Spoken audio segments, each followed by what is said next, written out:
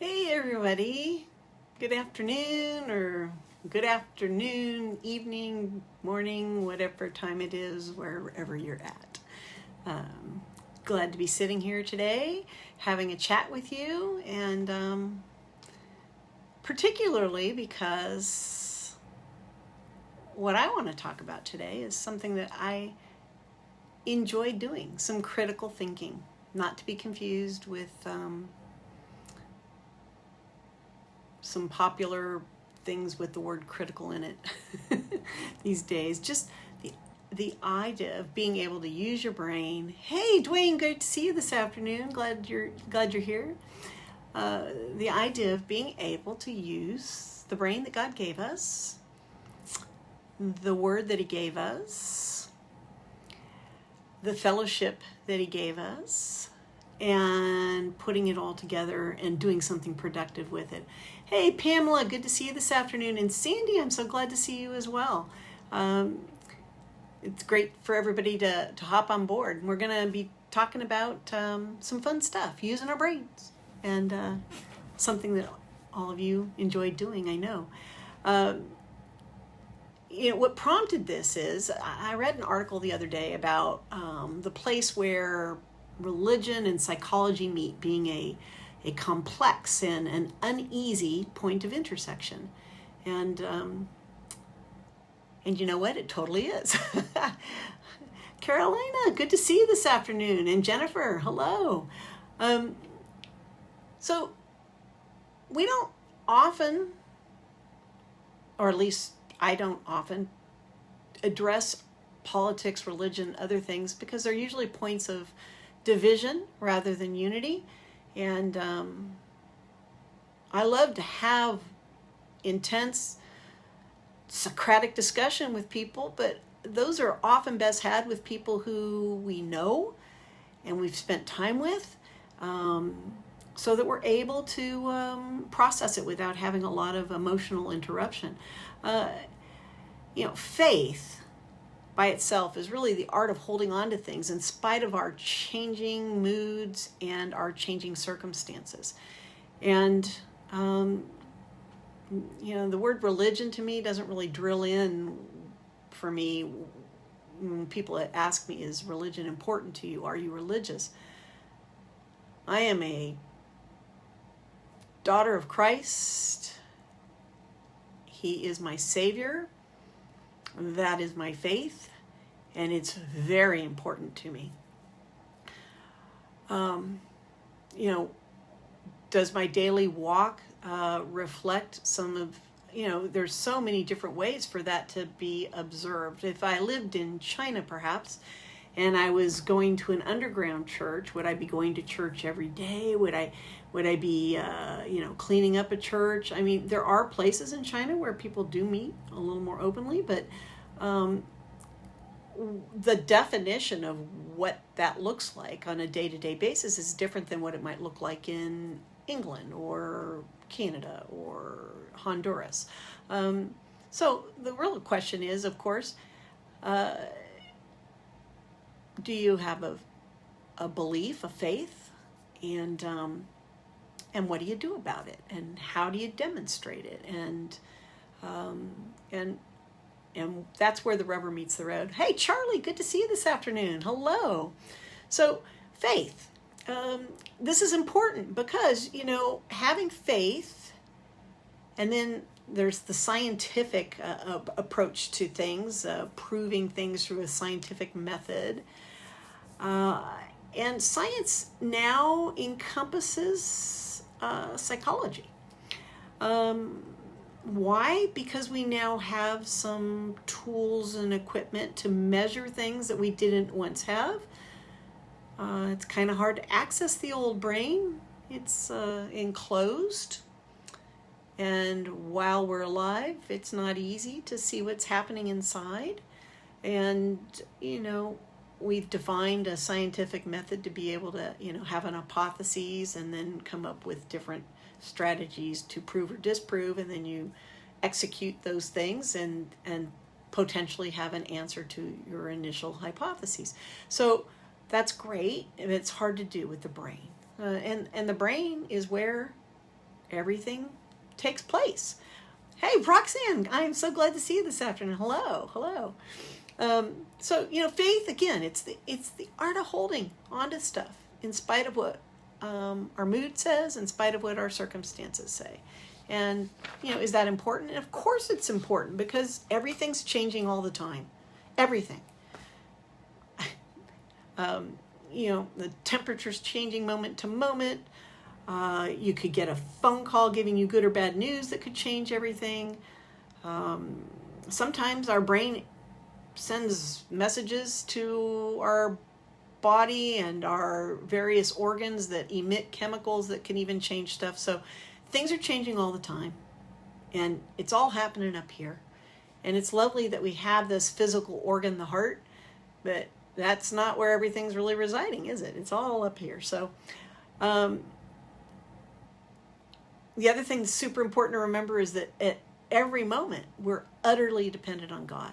That's what I believe. At every moment, I am utterly dependent on Him. And I know I don't actually think that every moment. I believe that at every moment I am utterly dependent on Him. I'm constantly distracted from thinking about Him at all times by trying to live on this world, rotating around the sun. Hey, Dawn, I'm glad to see you this afternoon. So, why is it important that I remember that I'm totally dependent on God? Well, because I am, and it is a foundational block of my relationship with my Creator. If I have any control other than my response to something, then He is not omnipotent and in charge, and He's not everything. So it's not something that I ponder a lot. That is not one of my little things that I have up on a shelf. Some of you guys have heard the stories over the various podcasts that when I became a Christian, I had some beliefs that I had formulated in my walk on the earth over time, and I hadn't spent enough time with the Lord to know what He had to say about certain of those things. So I put those topics up on a shelf, and over the years, some of the topics have come down off the shelf. I now have some answers I didn't have before. I've actually thrown a couple I've thrown a couple up on the shelf. And someday, if I actually care when I'm seeing Him face to face, if I have things on the shelf still, I might ask. But I actually think I won't really care. And for me, parceling that stuff out sometimes is important so that I don't make the mistake of just adopting somebody else's perspective for mine. Why? Because we're human beings, and I'm prone to error, and so is everybody else. And it seems like I should do my own digging in, spend time with the Lord myself about topics that I don't fully understand. And I can learn from wonderful people. We have some great teachers here at Sanctuary, and I can learn from them, but I'm still responsible for my understanding of things, my reconciling what I understand into how I live my life and demonstrate what I believe. So foundationally, God's in charge, and I'm dependent on Him every single moment. And that's one of the things that's not up on the shelf for me. Hey, Darren, good to see you this afternoon. Welcome. So, again, important because the uneasy point of intersection for faith and psychology is there because it challenges not what we do, but what we think. We really want to get triggered. If we really want to see somebody respond in a trigger, we just need to be aware of how we approach conversations and whether we cause a person to think we're challenging what they think. And if we do, are we doing it lovingly? If we do, were we invited? same thing. If somebody's challenging what we think, if I feel like my thought process is being challenged, is the person doing it lovingly? Is the person actually even challenging it? A lot of times we hear things and they trigger us and it gets us going, and that's not even where the person was intending. So, understanding that God's in charge, understanding that I'm dependent on Him as a foundational truth for myself, makes it easy for me to have peace about my own thoughts and be open to what other people have to say. And by that, I'm not saying that I am open to having all my foundational beliefs turned upside down unless God would choose to do that. I'm saying I get it. We all think differently. And frankly, for me, I find that curious and interesting. And I really want to know what people think. I like churning around ideas inside of my head. I love hearing a different way to interpret a piece of scripture, or a different way to view a movie that I've seen, or a book that I've read, and frankly in life. We all have different ways of processing information, and so I can't actually get a full picture with just my own processing. It's not possible. I'm limited. My way to being unlimited is to embrace the fact that there are people around who have different perspectives, and we can coexist and exchange that information. I really, when we lose the blessing of being open to each other and embracing each other, because it is a blessing, and we start to view it as a curse, where our peers, our brothers and sisters who believe like us suddenly don't believe like us, or we find out that they think differently. This is really important. And I'm so excited because on 7 different occasions this week,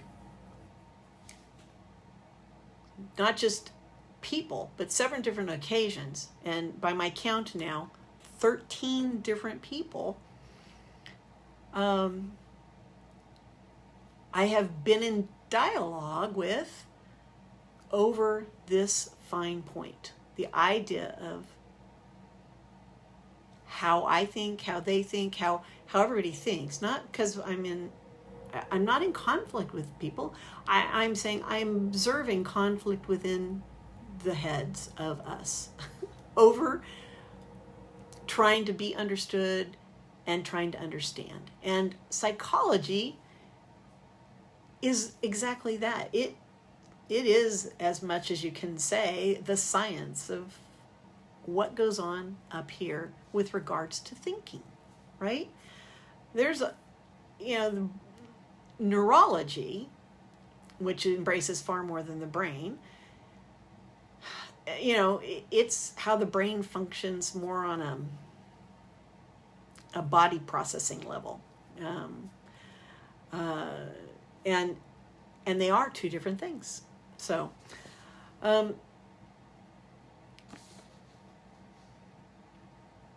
in life, God allows us to experience really low points. He does that so that we learn lessons that we might not learn any other way. I think that's true. Yes, I understand absolutely that there are consequences if I make choices. Well, there are consequences when I make choices, and that my choices could cause things to happen in other people's lives that will negatively impact them, that they had nothing to do with except to be the recipient of that consequence because of my choice. But God is bigger than my choice, and bigger than my being a recipient of somebody else's choice. And it's really hard to see that when I'm not feeling so skippy about what's going on. Right? It's really hard. I'm not feeling good about something, it changes me chemically. It changes me. I can feel the difference in my body and my body responses, in my breathing, maybe in my muscles tensing, all kinds of those things. And we've even done in a couple of our gatherings here. We've done some breathing, and once we were fortunate enough to go on a little field trip to see a beautiful yard, and I'm going to do my best next week to do that again, to have something beautiful and natural to look at instead of this crazy door and wall. Because it's easier to sit in peace, unfurrowing the brow, breathing, grounding my senses. What am I thinking? What am I hearing? What am I seeing? What am I smelling? Perhaps feeling, tasting. Those things help us stay in the moment. And when we are experiencing something that we perceive to be negative, threatening, to be able to hang on to access to our critical thinking and make decisions. To be looking for another blessing if something seems to have happened that's removed a blessing. True for relationships ending. It could be from divorce or a friendship ending or a death. If you're a parent, it could be a change in a relationship. If a child is removed from your presence, either by death or they get married or they go off to school. There's so many different ways for us to be affected where we feel like our access to our brain goes away. So I think if you're able to stay grounded and start to absorb what's happening around you. Maybe if it's words from somebody, ask them to repeat the words. That it goes a long way for us to being able to solve or approach the disconnect that we have when our faith, God's large and in charge and He's got this, and our circumstances say something else, because the something else in our mind is, He doesn't have this. I couldn't be in this, or I wouldn't be in this circumstance if He totally had this. My idea, my expectation. So let's think about this just a little bit. We have expectations. If somebody says to me, I don't have any expectations, I still find myself thinking it through. I find it difficult, and I realize that if I said to somebody, hey, I have no expectations about this, that they may or may not believe, because almost always, not always, but almost always, there are some expectations there. Even the fact that you might not have any. Intellectual inquiry, intellectual approach to faith often looks for the conflict between the Word or what God is showing us through, besides the Word, through fellowship or circumstances or other things, and how we would want to handle that, how we might want to influence it. Dawn and Chris last week talked about praying in their podcast, and the great question, why bother? It's a great podcast, and I can't do it justice here to summarize it, so I'm just saying go visit it, because it talks about a very important part of our relationship with God, that we be in constant communication with Him, and exactly why prayer is important. Other people have asked me, well, does it matter how I talk to God? Like a format or something. the Lord's Prayer pretty much says it all, doesn't it? Our Father, which art in heaven, hallowed be thy name. Thy kingdom come, thy will be done on earth as it is in heaven. Give us this day our daily bread. Forgive us our trespasses. Forgive those who trespass against us. And lead us not into temptation. And I substitute the word debt there for those who learned it that way. Every circumstance we can run into in our whole life can be dealt with in that prayer. I'm not saying don't be specific about what's going on in your own life, but what's going on in your own life can be dealt with and is being dealt with in that prayer. It's a safe place when you're talking with God. If your heart's open to that and you put your critical thinking cap away for a little bit and allow yourself and your feelings to bubble up and be vulnerable. But that doesn't feel safe out in the world, right? Where's the world? Well, it's everywhere except for in that one little vertical relationship we have with God. So everywhere, and that includes with our brothers and sisters in Christ, and with our pastors, and with our moms and our dads and our brothers and our sisters and our aunts and our uncles and just everyone. Are there safe places and safe people? Yes, there are, absolutely. Hey, Amber, good to see you this afternoon. There are safe places, absolutely. We can totally find people that are trustworthy and honorable and God-fearing, and still, the way our brain isn't going to be the way their brain works, and we're going to have bumps in the road. We're going to have places where we expected something different from somebody,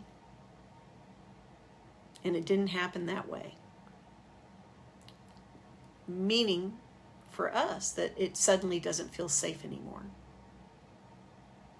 The key word is feel. Our expectations are things that we throw out onto a situation because of how we see things.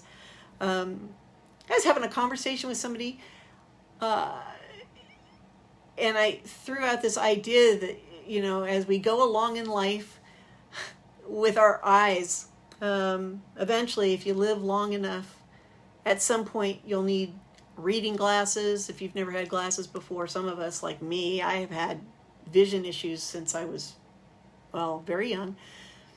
So I'm always having to go in and having my prescription changed as my eyes change. The walk of a Christian, it's just like that. The walk of a human being is just like that. We know what we know until we don't know it anymore. We know what we know until somebody, through God's influence, teaches us that we now know something different. We need to constantly make sure that the glasses that we're looking through have the most current prescription. If we've learned something new, we should not still be processing in our brain based on the old prescription. We won't get the right answer. We won't get the same outcome. Hey, Jess, hello. Nice to see you this afternoon. Hi, Andrew. I'm glad to see you this afternoon. I see, Amber, you solved that problem, and thanks for the flowers. Awesome. Scientific research and psychology, they have a different set of challenges for us to really figure out spirituality and religion and faith.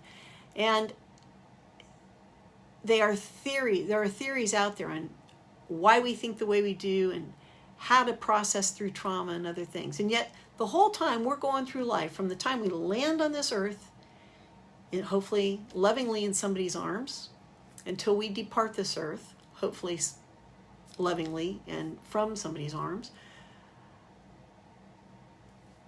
what we think and how we think and all the things that happen to us make us who we are in each moment, right?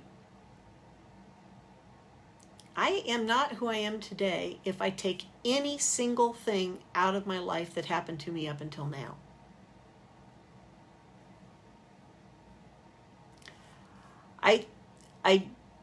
And that's true for all of us. When people say I have regrets,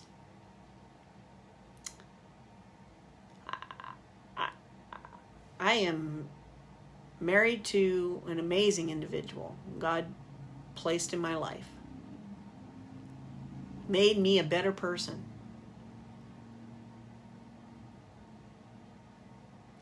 Wouldn't have happened if I hadn't landed in Nashville through a bunch of odd circumstances, and several of them not very comfortable. To the outside world,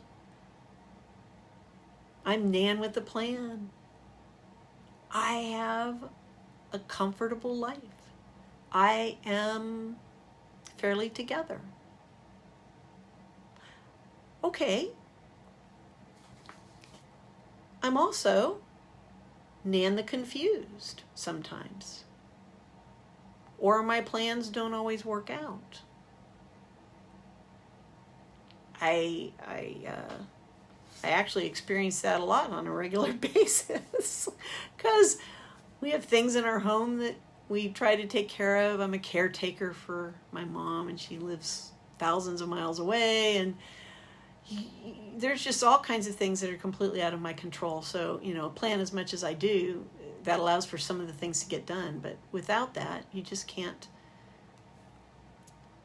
ever accomplish anything. But last night I went into my backyard and put everything away and spent some time with a person that I really like on the phone, and we had a great conversation, and I didn't do any of the things I had intended to do.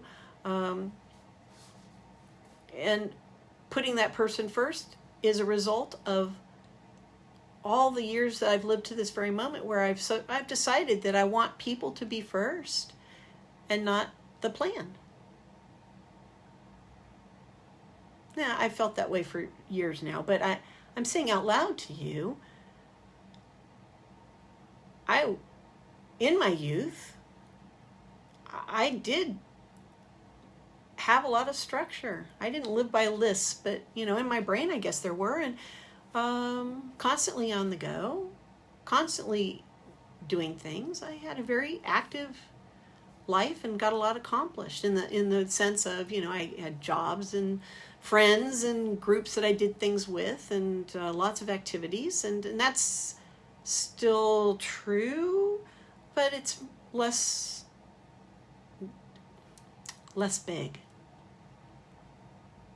What's so important now is that the several people that are in my life that I'm close with, that I'm talking with, they're important and they deserve my time.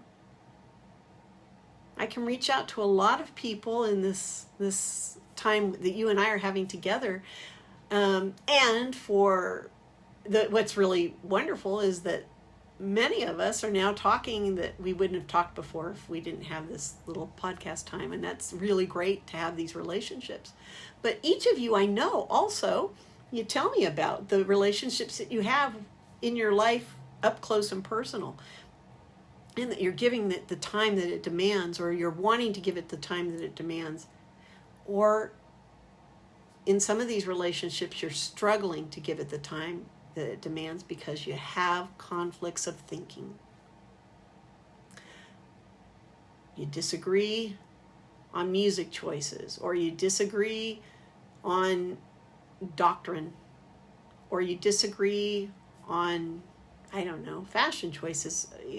Different things have a different importance to different people. Maybe on how to prioritize being the steward of what God's given you with regards to money or vehicles or homes, whatever it is.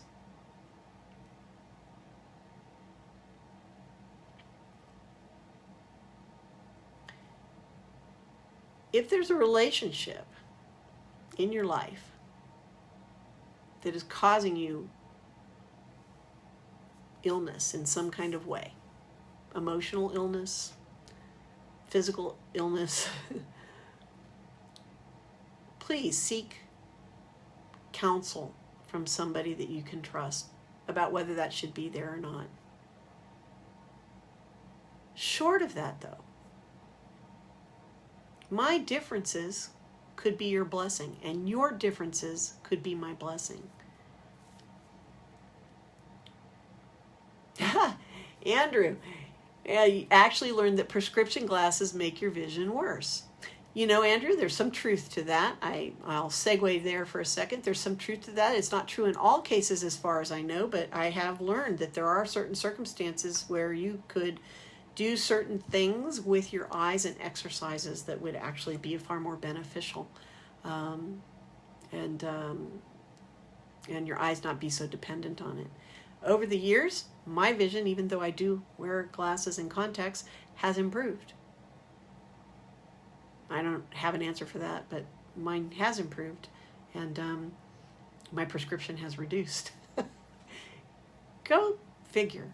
I read that somewhere too, Andrew. In fact, I read several things over the years about that, and so I was really surprised when 2 years ago my prescription went the opposite direction. So, yeah, Dwayne, you wish that was true in your case?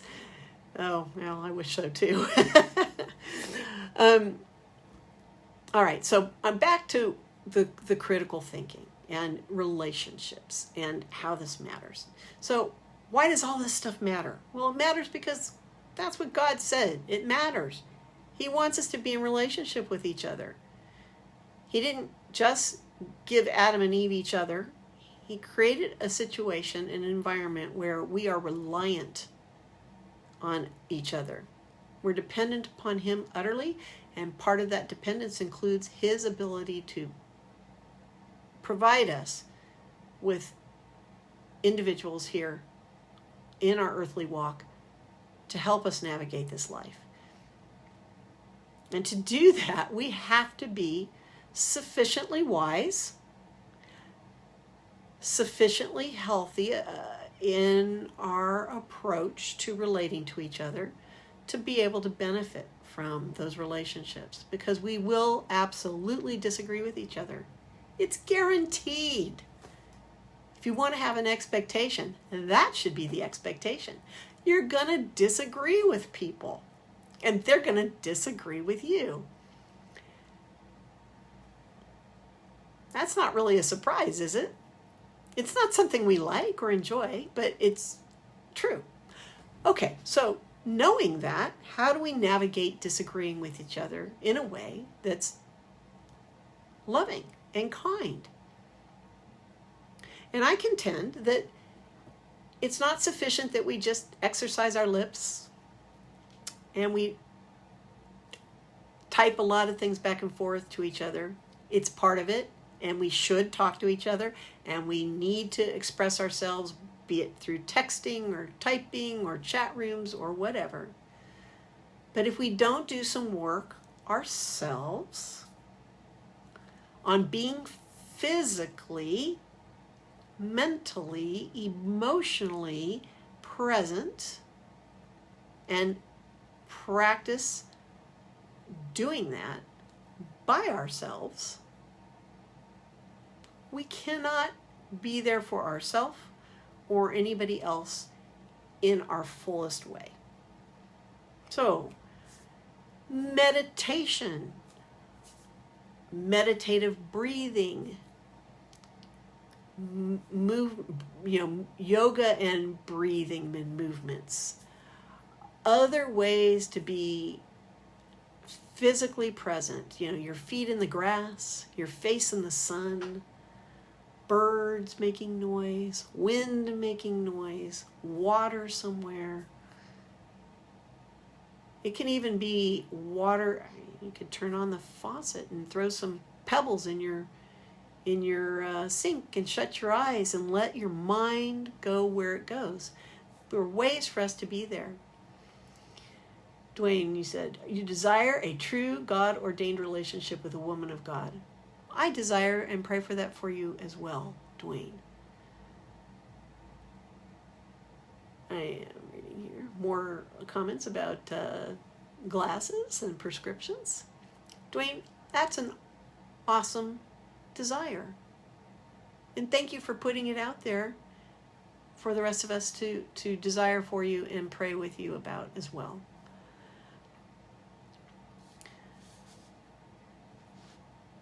As time progresses, these days we make so many,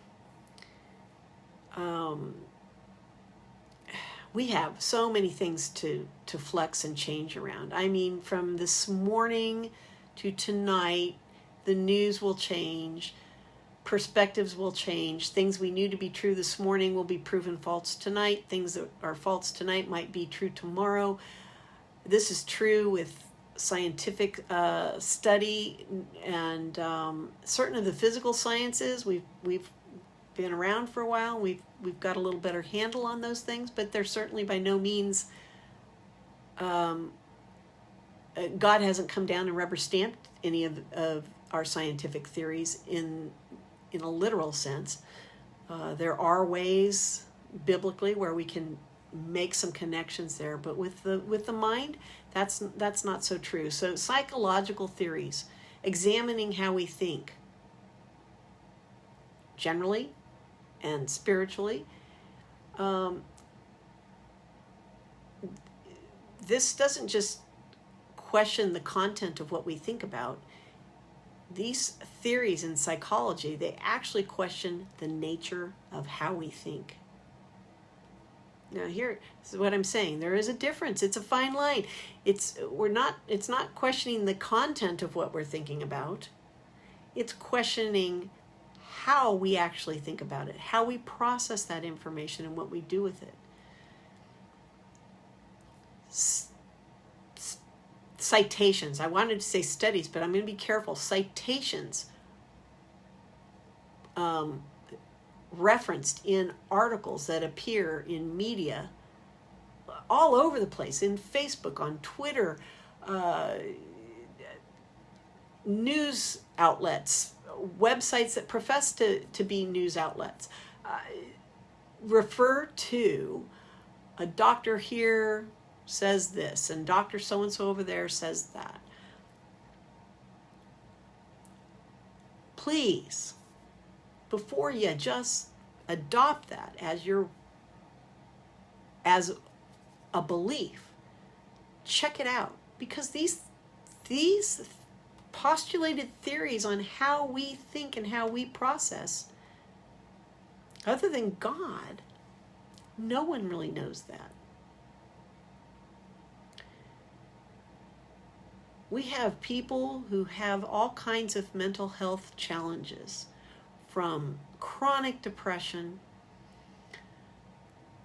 to PTSD to diagnoses of syndromes, all kinds of things that are attached specifically to how our brain functions. And other than God, no one knows precisely this information. Lots of solid, good scientific work has been done in the last 15 years with regards to approaches on how our brain works and trying to figure out how our brain works so that we could perhaps help us, if we're thinking in a way that is depressing, to maybe not be depressed so much. This is really a big deal. It's a big deal not to just plant hope in every single reference about there being a cure or a new theory on something. It's wonderful for us to stay up to date and reading and be curious about all these things. But the same way we shouldn't adopt somebody else's thoughts about the Word, we should read the Word for ourselves. We should do that with regards to references to our studies on our brains. For certain, we know, because for centuries it's been true, that grounding exercises are beneficial. There's lots of ways to be grounded into your place. We've talked about that before, but they are beneficial for our brain. They help. You can see and experience the physical changes that go on when we are able to shut out disturbing thoughts by focusing on the present. And what are we talking about here? Oh yeah, the fire. Yeah, I'll pop off that for a second, but we have one of our family who experienced a life-altering circumstances. Talk about having something change in a second and do it. Very sorry about that. And I think I've mentioned that privately to you. So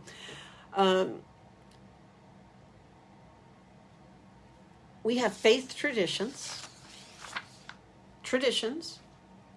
that we hold near and dear to ourselves. This has been true in the Christian faith originating out of pre-Jesus Jewish practices.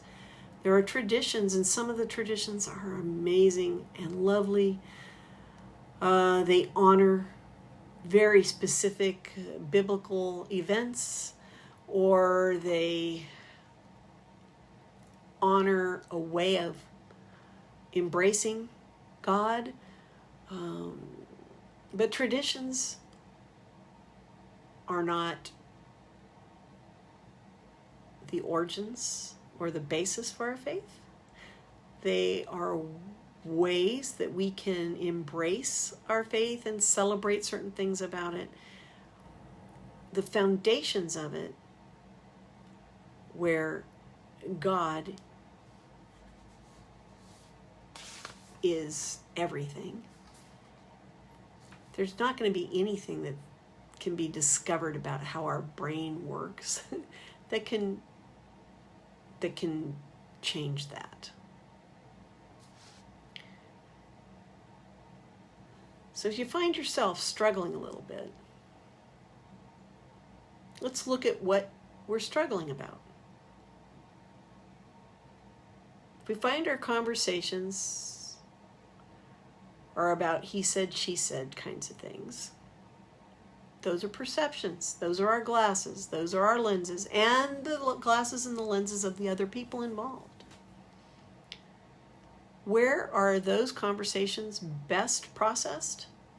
Well, with the individuals involved. Directly and always.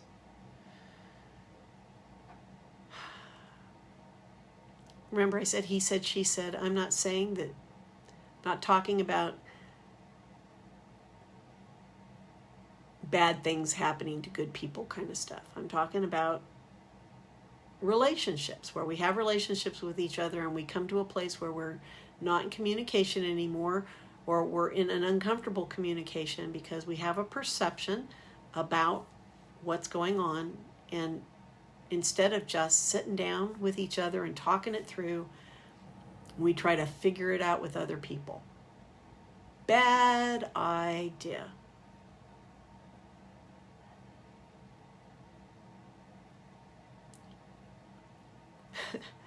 Bad idea.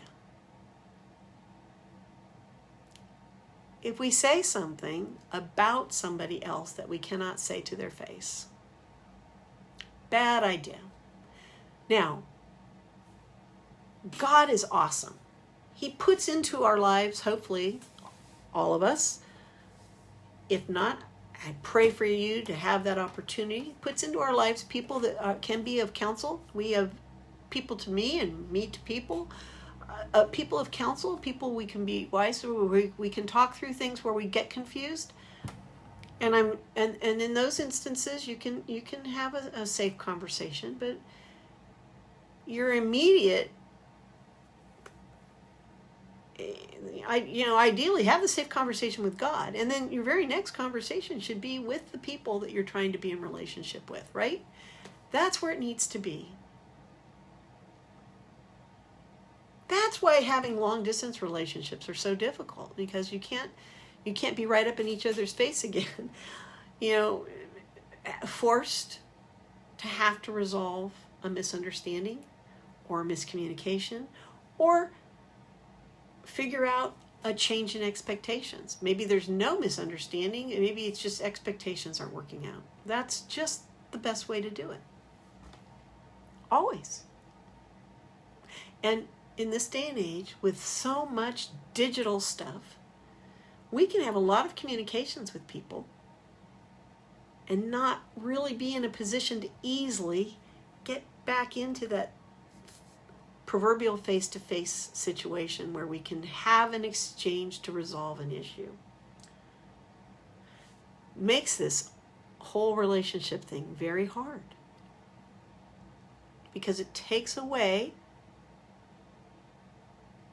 the best and the most obvious way to take care of something, which is to be able to resolve it in a single sitting or with a pause and then a single sitting. It takes away the opportunity to have these expectations, misunderstandings fixed in a timely fashion. And what do we do? Well, as a culture, I'm not just talking about Christian men and women. As people, if we're emotionally upset, what do we want to do? We want to fix our emotions. We want to feel better. I can't talk to the person I need to talk to, so I'm going to talk to somebody else. I had one friend years ago. She used to have a list of people she'd call, and I learned that if she didn't leave me a message, she was just looking for somebody to talk to. It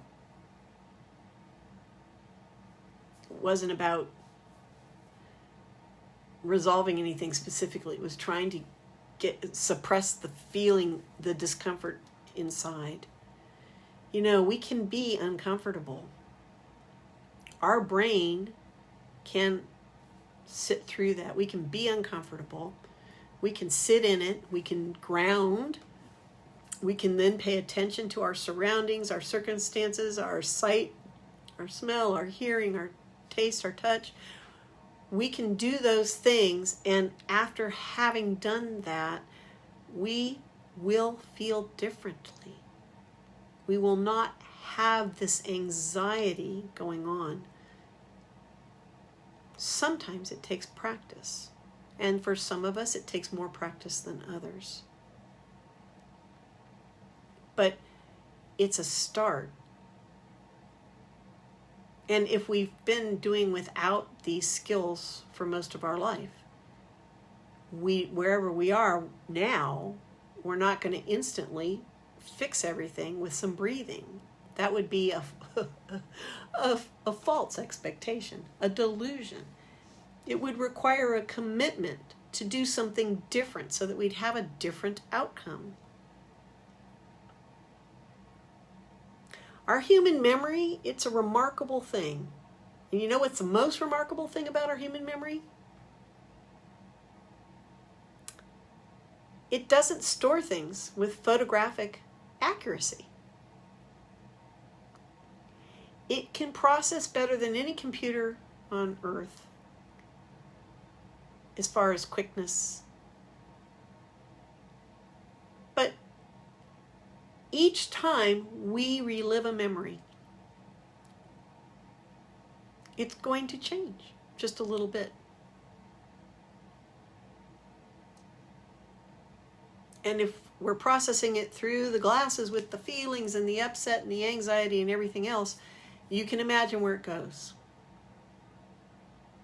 There are lots of studies on eyewitnesses and what goes on with that, but conversations, eyewitnesses, people there, everybody's going to have a different relating of it.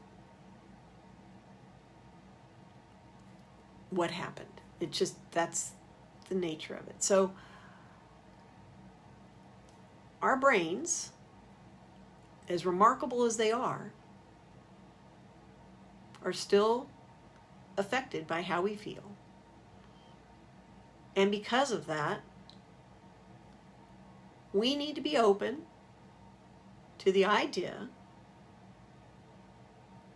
that our interpretation of things, and I'm not talking about witnessing somebody being shot. I'm talking about conflict of, dialogue and words and what's said. We're processing it through our filters. If we have that's why I don't talk about politics too much, but I'll just say out loud, if you have a particular political leaning these days, chances are when you hear somebody saying something that you're agreeing with, it's yeah, and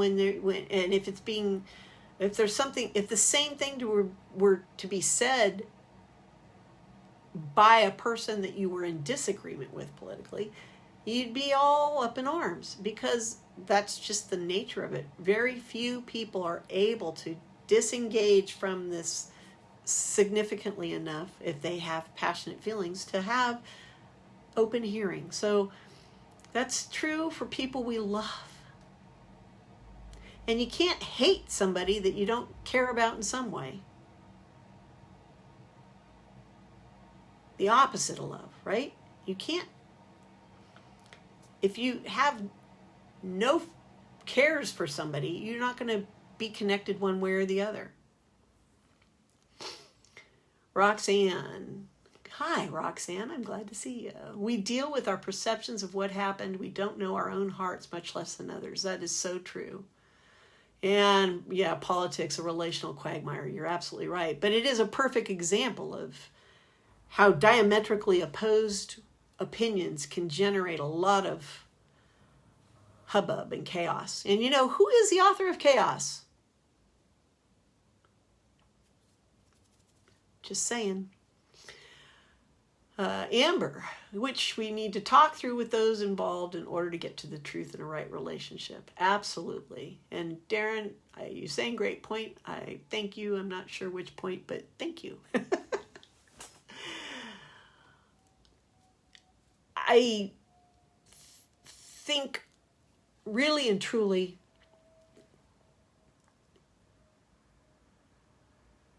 it's exciting to know. I think it's exciting to know we're in charge of our response. We're in charge of something. We like to think we're in charge of a lot of things. I think we operate on earth as if we're in charge of a lot of things and that we have the ability to be in control a lot of the time.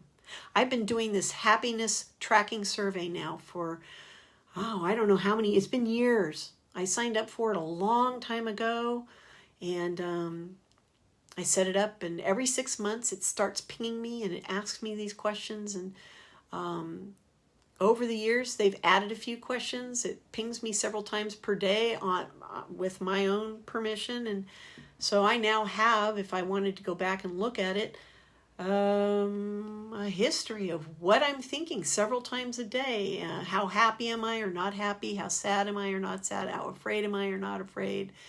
If I had $10 to give to somebody, and I could give any amount to a person, and they would give me half back, how much would I give?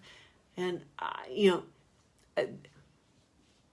I've never wavered on some answers. I have a specific answer, and I've never wavered. It's been the same the whole time. Other things have changed.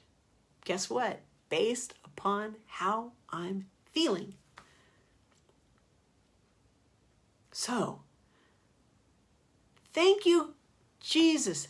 Thank you, God, for allowing me to be in charge of my responses.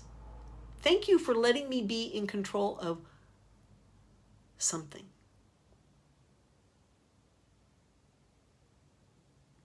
That's the blessing. Does it always feel like a blessing? Well, that's the blessing. I'm in charge of it.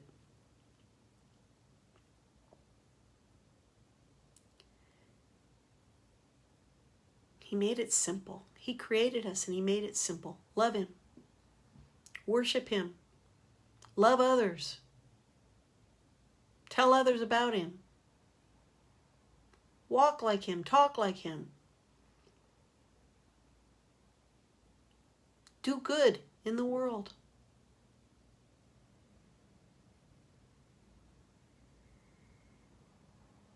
Our circumstances are the things that tweak our feelings, and our feelings tweak how we respond and change sometimes our ability to remember that we're in control of our response. I challenge you this week. We've done this before for a week, but this week I challenge you, go forth and ground every day. Take 5 minutes, just 5 minutes. Disconnect from everything. Find a place where you can pay attention to something natural. And if you don't have a place outside to be, then create that on the inside. Turn on some naturescape sounds and run some water over some pebbles like a little stream. And then shut your eyes and recapture your present moment. Spend 5 minutes every day this week. And let's share our experiences next week. Keep track of them. The other thing I challenge you to do this week is to every day thank God for the blessing of having control over your response.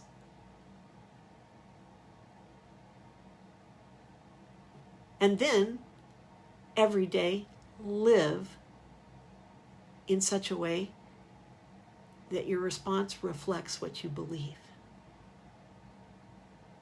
What you believe about God. What you believe about Jesus. What you believe about your uniqueness and the reason that you're here. Well, will it be a perfect week? Oh no. In fact, I'm guessing the fact that any of us would actually accept this challenge and go forth and do it, we may run into some things we weren't anticipating. I'm sorry for that in advance, but chaos breeds chaos. And on earth, there's someone who wants us to think he isn't real. That's the greatest lie. And then